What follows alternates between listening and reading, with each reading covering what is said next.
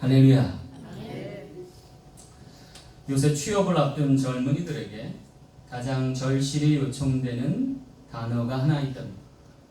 그것은 바로 스펙이라고 하는 거예요. 이는 사전적 의미로 자세한 설명서라는 뜻을 내포하고 있는데 영어 단어의 specification이라고 하는 단어의 약자라고 합니다. 한마디로 자신을 채용할 회사나 기업에 본인 사용 설명서를 제출할 때 주로 이력으로 쓰이는 것입니다. 다시 말하면 한마디로 자신의 쓰임새를 본인 스스로 정리하여 모든 이력과 경력을 요약해 놓은 것을 말합니다. 주목할 것은요, 이 스펙의 중요성이 대두되는 바람에 요새 젊은 학생들이 놀고 먹을 시간이 없다는 거예요. 이거 하나라도 더 보충하고 채우려고 바쁜 일상을 쪼개가면서 분주히 움직인다는 거예요. 그런데 문제는요, 정작 사람을 채용하고 고용하는 회사들은 스펙보다 더 중요시하는 것이 따로 있다고 합니다. 좀 더 정확히 말하면 스펙은 좀 형식적인 것이고요. 그 이상의 무언가가 있는가를 보고자 면접하고 또는 테스트한다기까지 한다는 거예요.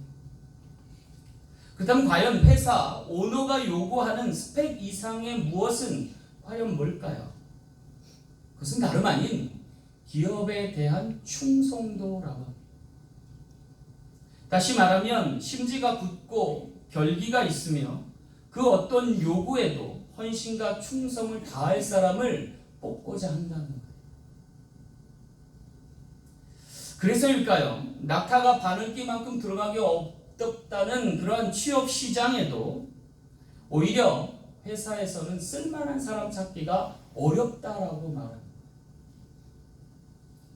그렇다면 여러분, 하나님 나라에서는 어떨까요? 하나님 나라는 어떤 사람을 쓰길 원할까요? 별반 다르지 않을 수 있다는 생각입니다. 오히려 이 점을 더 부각할지 모른다는 거예요. 예컨대 여기 가룟 유다라고 하는 사람이 회자되고 있어요.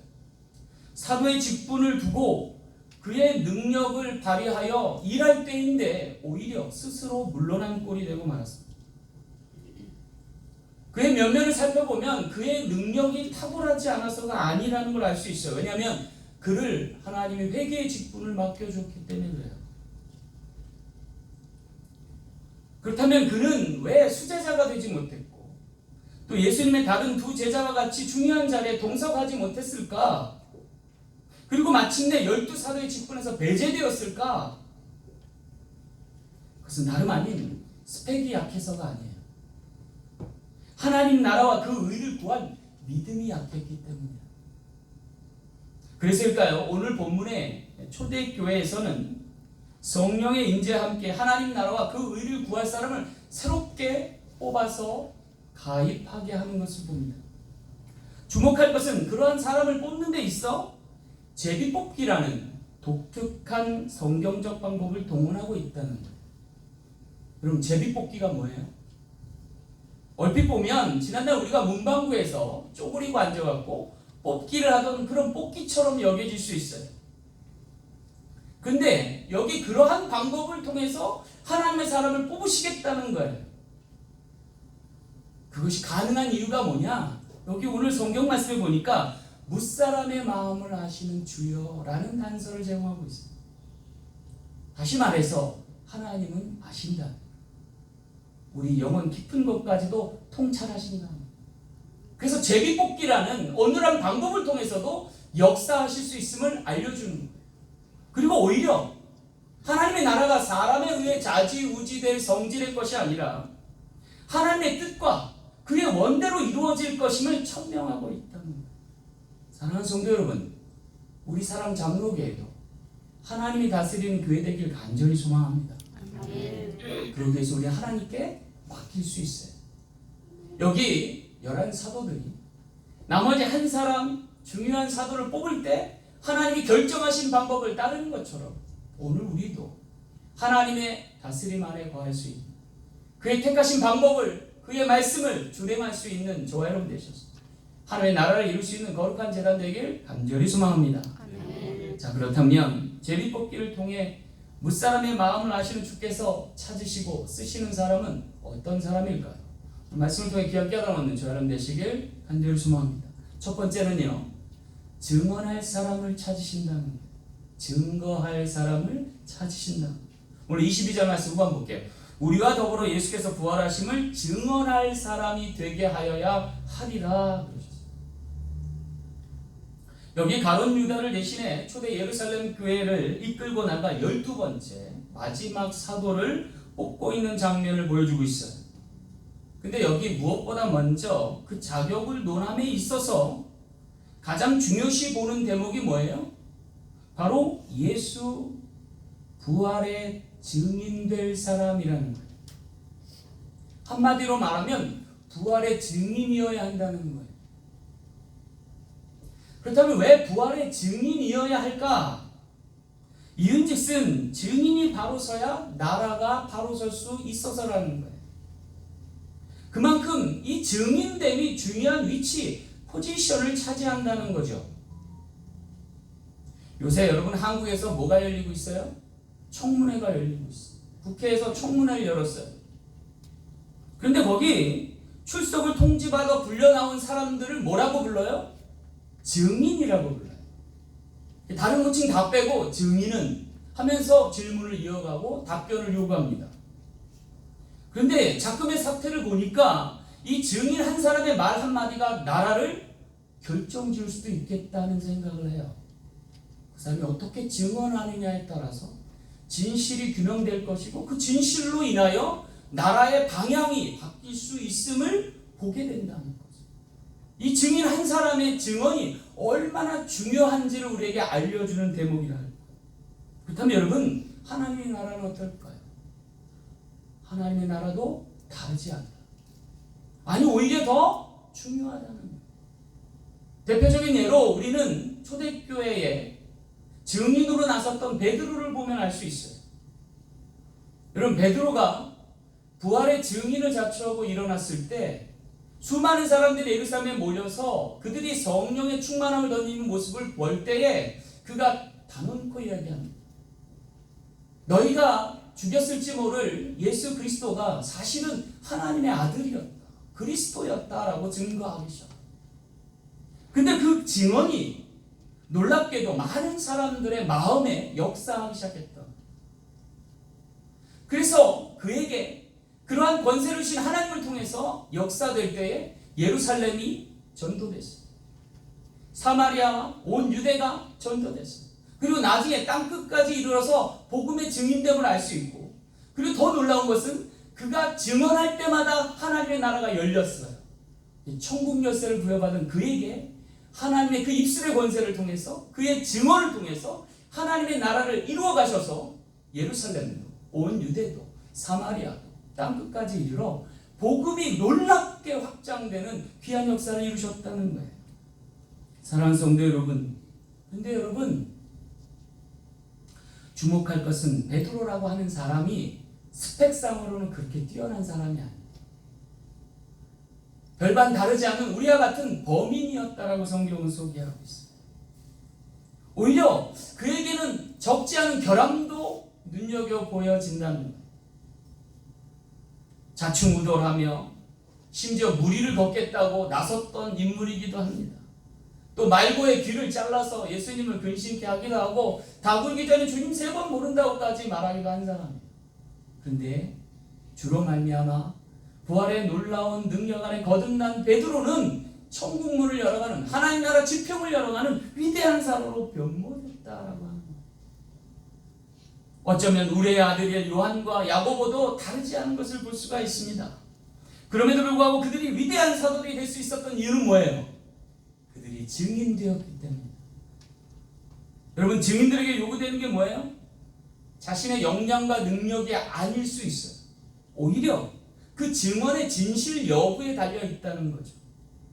그래서일까요? 사도들 대부분들은요, 부활의 증인되기 위해서 진실 하나에 목숨 건 사람들이에요. 더 놀라운 것은 그들이 죽음과 순교의 현장에서도 주를 부인하지 않고 복음을 전했다. 그래서 복음의 진보를 이루게 됐다. 많은 사람들이 그들의 복음 전함을 통해 구원을 얻게 되고 생명을 얻게 되었다는 거예요. 우리 사랑 장로교회도 그와 같기를 간절히 소망합니다. 여러분이 부활의 증인이 되셔서 문영혼들 살릴 수 있는 귀한 역사가 이 재단을 통해 나타나기를 간절히 소망합니다. 그렇다면 어떻게 해야 부활의 증인이 될 수 있을까요? 오직 길은 우리가 거듭날 때뿐입니다.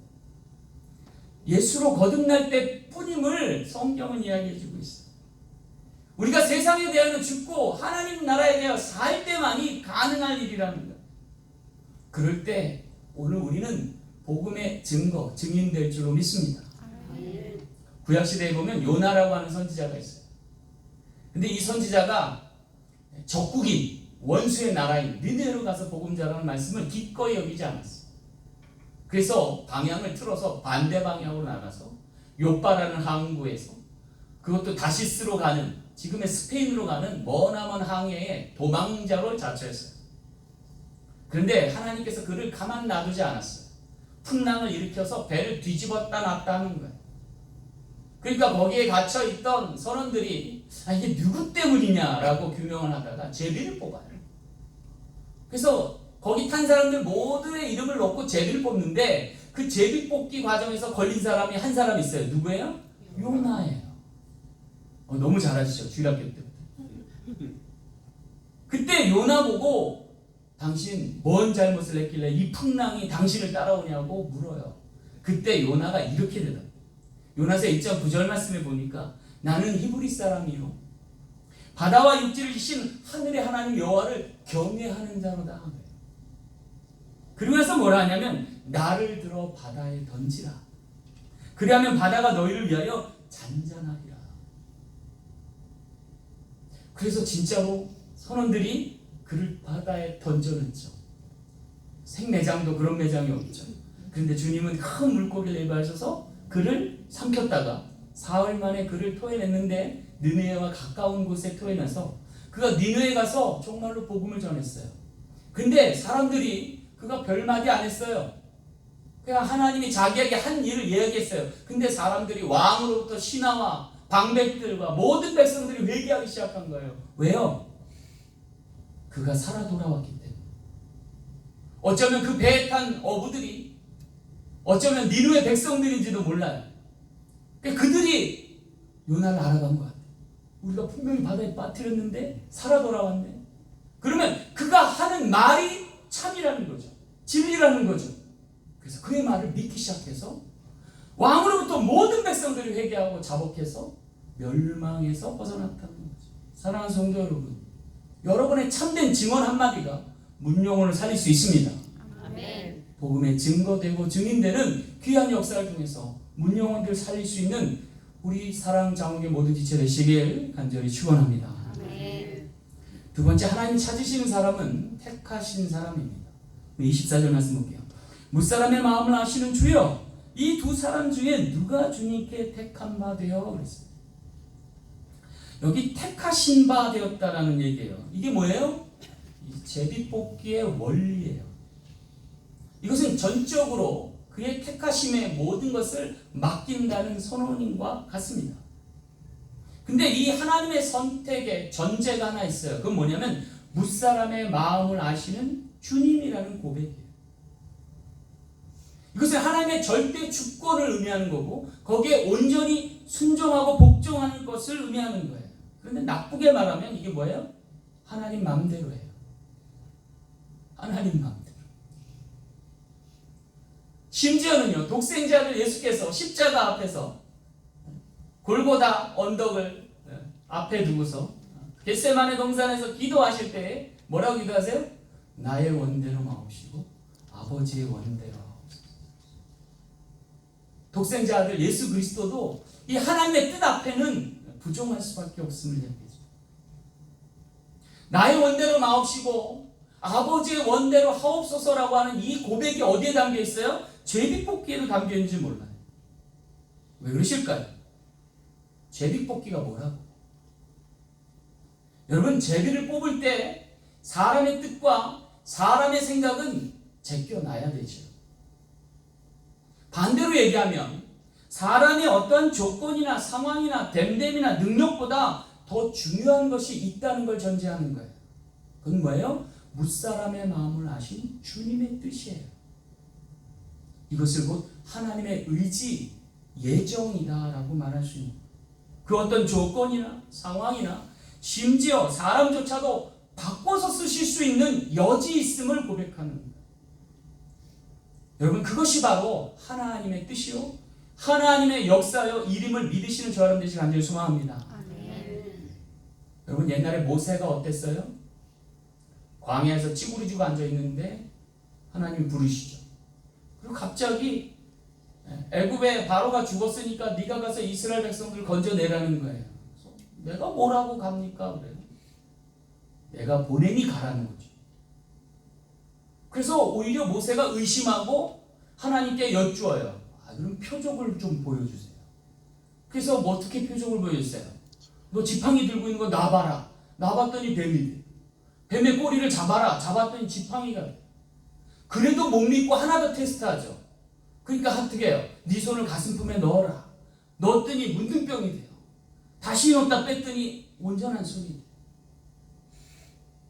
그러니까 하나님이 이처럼 바꿔서 쓰실 수 있다는 거예요. 뱀도 지팡이처럼 쓰실 수 있고 문둥병 손도 하나님의 치리자의 손이 될 수 있음을 이야기하는 거예요. 심지어는요, 환경과 상황도 바꾸실 수 있어요. 기드온이라고 하는 사람이 있어요. 이 겁쟁이에요. 그래서 타국에 침략자들이 쳐들어올까봐 밀밭에서 포도즙 틀로 타작하고 있어요. 소리 안 나게 하려고. 몰래 타작하고. 하나님이 그를 부르셔서 큰 용사여라고 부르셔요. 아니 내가 뭐라고 용사입니까? 그러니까 하나님께서 너 용사 맞다. 가서 미디안을 대적하라. 그래서 표적을 보여달라고 해요. 뭔 표적을 보여줄까? 양털 손뭉치 하나 이렇게 돌려놓고서 주님 때가 되면 새벽 미명에 이 양털 손뭉치는 뽀송하고 나머지는 다 이슬로 젖게 해주세요. 그렇게 하셨어요. 그때 한 번 더 요청해요. 반대 이번은 온 사면은 바싹 말라있는데 양털 손뭉치는 물이 한가득 있게 해주세요. 하나님 그대로 해서 그를 사용하셔서 10만이나 넘는 적을 300명으로 무찌르게 하시잖아요. 할렐루야. 아멘. 하나님이 택하시면 가능하다는 거예요. 아멘. 오늘 우리도 택함 받길 간절히 소망합니다. 아멘. 하나님이 하고 시작하시면 못하실 것이 없고 이루지 못할 것이 없음을 아는 저와 여러분 되시길 간절히 소망합니다. 아멘. 단 한 가지 우리에게 요구하는 거 있어요. 그건 뭐냐? 우리의 믿음 보기를 원하십니다. 믿고 따를 수 있는지, 하나님이 하실 때 받들어 섬길 수 있는지만 보신다. 반대로요, 우리의 믿음이 적거나 아예 없는 일을 통해서는 그 어떤 적은 일도 행할 수 없음을 보여주셔요. 대표적인 예가 뭐냐면 아이성을 공략할 때 이스라엘 백성들이 패해요. 큰 성 여리고성은 큰 외침만으로 무너뜨렸는데 작은 아이성은 3천 군사가 가도 못 이기더라는 거예요. 왜 그런가? 여호수아가 제비뽑기를 해봤어요. 그래서 각 지파별로, 그리고 각 족속별로, 그리고 각 가족별로 다 찢어서 나서 제비를 뽑았어요. 이스라엘 백성 수가 남자만 60만이니까 200만 명이나 되는데 그 중에서 딱 한 명을 골라내세요. 그가 누구예요? 아간이에요. 여리고성에서 아무것도 취하지 말라고 그랬는데 그가 뭔가를 훔쳐내서 지 것으로 삼은 거 딱 걸리는 거죠. 그 제비 뽑기 얼마나 놀라워요, 그죠? 그것 때문에, 그의 마음 때문에 하나님께서 그 성을 취하지 못하시기만 알고 그를 아골골짜기에 묻잖아요. 그리고 나서 아이성을 취하고 온 가나안 지형을 다 하나님의 땅으로 변모시키는 놀라운 역사를 이루죠. 여러분, 그리고 나서 그 가나안 땅을 분배할 때도 하나님이 제비 뽑아서 나누셔요. 왜 이렇게 하시는 걸까요? 무엇을 뜻하는 걸까요? 이유는 한 가지입니다. 사람의 죽고 사는 거, 잘 살고 못 사는 거 하나님의 뜻에 달려있다. 그래서일까요? 이스라엘 백성들이 명절이 되면요, 그 명절을 지킬 때 하나님의 뜻을 묻기 위해서 염소 2마리를 잡아와요. 속죄제를 바칠 때에 두 염소 중에 하나는 뽑아서, 제비를 뽑아서 제물로 삼고, 다른 하나는 아사셀이라는 명칭을 붙이고 광야로 쫓아내어 헤매게 합니다. 왜 그래요? 하나님께 드려질, 바쳐질 제물로 인하여서 온 백성들을 살리기 위해서라는 거예요. 그 제물됨이 바로 예수 그리스도를 상정한다는 겁니다. 그리고 예수 그리스도의 대속의 은총으로 모든 백성이 살아남과 같이 오늘 온 인류도 살아나게 하셨다. 그리고 예수님께서 그 제물이 되어 십자가에 달리실 때 오른편 강도가 믿음을 갖고 예수님께 의탁해요. 주여, 내 영혼을 주께 의탁하나이다. 주님이 뭐라 하세요? 네가 오늘 나와 함께 낙원에 있으리로다. 사랑하는 성도 여러분, 택하신 자의 오른편에서는 구원함을 얻고 생명함을 얻고 영생의 축복을 받는 우리 모든 지체 되시길 간절히 소망합니다. 아멘. 하나님의 택함 받음이 저와 여러분에게 있습니다. 그래서 흔들리지 않는 믿음을 가지고 주님을 따라서 마침내 최우승리 얻는 우리 모든 지체 되시길 간절히 축원합니다. 아멘. 마지막 세 번째, 하나님이 찾으시는 사람은 대신할 사람입니다. 25절 말씀 볼게요. 봉사 및 사도의 직무를 대신할 자인지를 보이시옵소서 그랬어요. 여기 끝으로 제비뽑기로 사람을 뽑는 이유에 대해서 말씀하시는 거예요. 그건 뭐예요? 사도의 직무를 대신할 자라는 거예요. 주목할 것은요, 이 대신할 사람일지라도 심지어 12 중에 하나라도 아무렇게나 뽑지 않게 하셨다. 투표로 하지 않으시고 오직 제비로 뽑게 하셨다는 거예요. 그렇다면 여러분, 왜 제비로 뽑게 하시는 걸까요? 한마디로 말하면 사람을 외모로 뽑지 않고 용모로 취하지 않게 하기 위해서. 구약시대에 보면 이스라엘 백성들이 초대 왕을 뽑을 때에 사무엘로 하여금 기름 붓게 하셨어요. 근데 하나님께서 사무엘로 하여금 기름 붓게 하실 때 처음에는 뭘로? 그 용모로, 그 신장으로 보게 하셨어요. 그래서 왕을 세워서 사울 왕으로 하여금 12지파를 다스리게 했는데 안타깝게도 모든 백성들이 염려할 만큼 형편없이 정치를 하더라는 거죠. 그래서 하나님께서 이번에는 사무엘에게 어떻게 해요? 근심하지 말고 네가 가서 제비 뽑듯이 이새의 아들들 중에서 하나님의 택하신 자를 찾으라고 해요. 그래서 이새의 집에 가서 베들레헴에서 이새의 아들들을 쫙 세워놓고 뽑는데 여전히 용모와 신장이 보이는 거예요. 근데 하나님께서 이번에 직접 개입하셔서 사무엘에게 보지 말라 그래요. 하나님은 용모와 신장을 보는 하나님이 아니라 중심을 보시는 하나님이심을 알리시고 7번째가 다 끝나도 고마 됐다 하시는 거예요. 그래서 사무엘이 혹시 이 집에 아들이 하나 더 있냐고 물어요. 야, 저기 들에 나가서 형들의 양들을 돌보고 있는, 대신 돌보고 있는 막내 아들이 있기는 합니다 라고 얘기하죠. 그를 불러오라. 봤더니 하나님 마음에 합한 자인 걸 알게 하셔. 그래서 기름 부으시잖아요. 근데 놀랍게도 그때부터 다윗이요, 놀랍게 하나님의 직무를 대신해요. 군대 장관이 되고 왕의 사위가 되고 그리고 나라의 왕이 되기까지 그 무탄 숱한 세월을 견디며 이기며 하나님의 다스림과 통치하심을 나타낼 위대한 왕으로 등극하게 됩니다. 그래서 그는 하나님을 대리하여서 하나님의 나라를 다스리는 왕으로 서게 돼요. 마치 양들을 목양했던 목자가 된 같이 그렇게 하나님의 백성을 이끌었던 것을 볼 수 있어요. 여러분, 오늘 우리도 무사람의 마음을 아시는 주님의 뜻을 따라야 할 줄로 믿습니다. 용모와 신장을 봄이 아니라 그 사람의 중심을 바라볼 수 있는 믿음의 사람 되길 간절히 소망합니다. 그렇다면 왜 하나님은 용모와 신장이 아닌 그 중심을 보고 사람을 뽑으실까? 이유즉슨 처음에는 미약하나 그 끝이 창백해 되는 것이 하나님 나라의 원리이기 때문에. 그래서 하나님의 나라는 감춰져 있을 수 있어요. 가리워져 있을 수 있다. 오직 제비를 통해서 하나님께서 드러내실 때 많이 알 수 있는 거예요. 그래서 무사람의 마음을 아시는 주님을 통해서 세상을 하나님 나라로 변모시킬 하나님의 사람을 뽑으시고자 한다는 거죠. 자, 그렇다면 우리가 해야 할 일은 뭘까요? 그것은 오직 기대하고 기다리고 기도하는 일이에요. 그리고 하나님의 하신 일을 보고 증거하고 증언한 일인 줄 믿습니다. 여러분 뭘 막 하려고 하지 마세요. 하나님이 말씀하신 대로 따를 수 있는 저 여러분 되시기 간절히 소망합니다. 하나님의 일은 하나님이 하십니다. 그럼 우리는 뭘 하나요? 우리는 증인되면 돼요. 그리고 증거하시면 돼요. 그게 우리 할 일이고, 그러기에 앞서 하나님이 뽑으실 때까지 기대하고 기다리고 또 기도할 수 있는 저와 여러분 되시길 간절히 소망합니다. 그러니 하나님께서 스펙을 보지 않으시고 오히려 사람 중심을 보신다. 여러분 여기 12번째로 사도로 뽑힌 마띠아라는 사람이 있어요. 근데 여러분 마띠아가 무슨 일 하는 줄 아세요?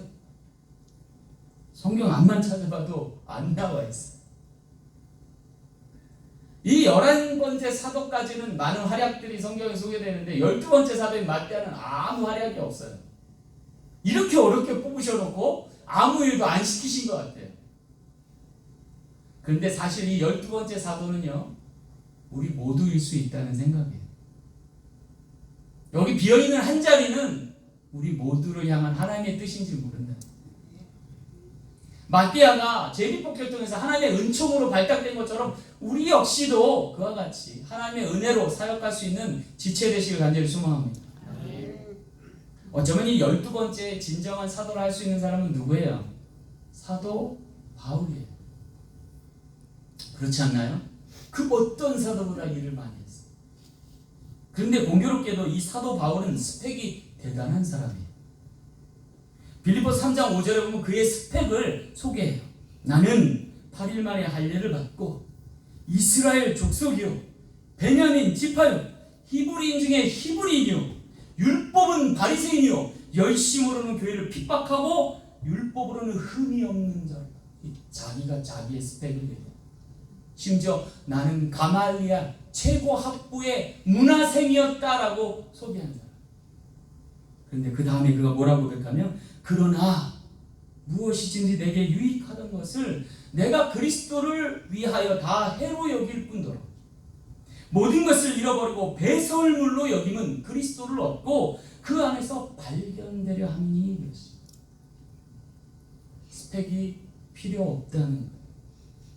아니 그보다 더 소중한 무엇이 있다는 거예요. 그것은 하나님의 인치심이요 기름 부으심이요 하나님의 택하여 쓰시는 뜻이요 그를 통해 일하실 하나님의 역사다라고 하는 거예요. 오늘 우리가 그 증인 되기를 간절히 소망합니다. 그렇다면 주께서 원하시는 사람은 왜 이런 사람이 되어야 할까요? 자신을 나타낼 사람이 아니라 주님을 증거할 사람입니다. 다시 말하면 주님께서 원하시는 사람은 얼마나 많은 스펙을 가지고 자신의 역량을 뽐낼 사람이 아니라 주께 은혜를 많이 받아서 주님밖에는 나타낼 수 없는 사람이어야 한다는 거예요. 그리고 그 주님을 대신하여 주님을 증거할 사람이어야 한다는 거예요. 그러기 위해서는 주님을 온전히 믿고 따라야 할 사람이라는 거예요. 그 행하신 말씀대로 지켜가는 사람이어야 한다는 거예요. 그리고 자기가 아닌 주님을 나타낼 때 주님이 영광 받으시고 주님의 일을 하신다는 거예요. 그 역사를 통해서 몸된 교회가 든든히 세워져 가기를 간절히 소망합니다. 여기 봉사 및 사도의 직무를 대신할 사람이라고 그랬어요. 그 사람은 어쩌면 하나님의 말씀을 응용하는 사람이 아니라 하나님의 말씀을 적용하는 사람이어야 할 거예요. 자기가 주도하기보다 하나님의 뜻을 대리하는 사람이어야 하지 않겠습니까? 그럴 때 하나님의 다스림이 가능할 것이고 하나님의 나라는 이루어질 것이고 그 의가 바로 새겨질 줄로 믿습니다. 그 나라가 흥황하며 왕성할 수 있는 이유는 그가 뛰어나서가 아니라 그를 사용하시는 주님이 뛰어나서이기 때문에 주님을 통해 역사하시는 하나님이 위대하시기 때문이에요. 그것을 증거하시는 우리 모두 되기를 간절히 소망합니다.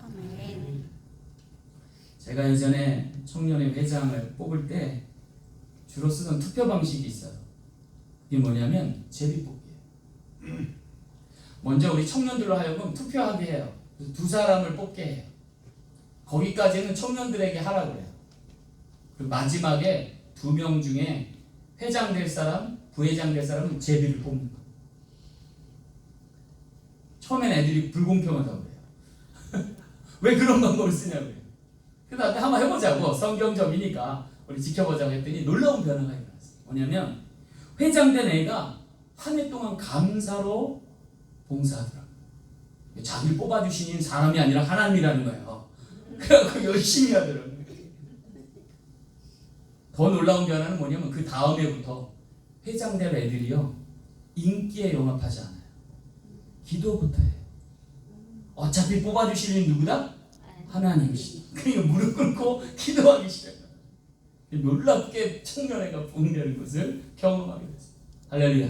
아멘. 하나님이 역사하셔야 됩니다. 아멘. 하나님 택하여 부르시고 쓰시는 사람으로 교회가 흥황케 되는 우리사랑 장로교회 되길 간절히 소망합니다. 말씀을 맺겠습니다.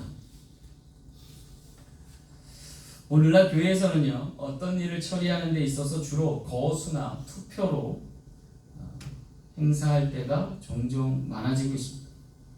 물론 그 가운데서도 하나님이 개입하여 역사하지 않으실 때가 없을 줄로 압니다. 그러나 성경에서는 제비뽑기를 통해 최종 선택을 뭇사람의 마음을 아시는 주님께 맡기는 것을 보게 됩니다. 그리고 놀랍게 역사하시는 하나님의 이야기를 전해받게 되었습니다. 왜 하나님이 이렇게 역사하시는 걸까?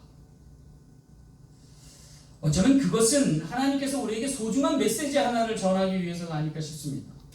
그것은 바로 인생은 스펙으로 사는 것이 아니라 스토리로 살아야 할 일이 있음을 알리시고자 하십니다. 다시 말해서 이 이야기의 결론과 같이 모든 이야기는 그의 이야기가 되어야 되고, 그것이 바로 His story, 히스토리가 되게 하시고자 합니다. 그래서 주로 말미암고 주를 위한 주님의 이야기가 될 때에 영생의 축복을 허락하셔서 영원히 주와 함께 사는 복락을 누리게 하시고자 함이라는 것. 사랑하는 성도 여러분, 우리의 이야기가 주님의 이야기 되길 간절히 소망합니다. 그래야 영생의 축복을 얻는 모든 지체 되시길 간절히 소망합니다. 이제 세상은 AI와 로봇이 판을 치게 되는 놀라운 재편의 순간을 맞이하였습니다. 아이러니하게도 이제 스펙의 시대는 종결되는 듯합니다. 왜냐하면 AI와 로봇이 우리의 모든 스펙을 갈아치울 것이기 때문입니다. 그렇다면 우리는 무엇으로 그리고 어떻게 살아야 될까요?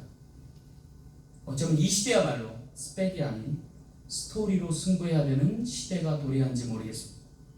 그리고 그 성공 스토리는 늘 주님의 이야기와 맞닿아야 할 줄 믿습니다. 주님과 함께 승리하시는 우리 사랑 모든 지체 되시길 간절히 축원합니다. 기도하겠습니다. 참 좋으신 아버지 하나님, 뭇사람의 마음을 아시는 주여, 우리의 마음도 아시는 줄 믿습니다. 고쳐서라도 쓰실 수 있는 주님임을 믿기에 우리를 택하여 주시길 소망합니다. 기름 부으심을 갈망합니다. 주께 쓰임받기를 소망합니다. 주님, 우리로 하나님 나라를 이루게 도와 주시옵소서. 하나님의 축복의 주인공 될 줄 믿고 거룩하신 예수님 이름으로 간절히 기도하옵나이다. 아멘.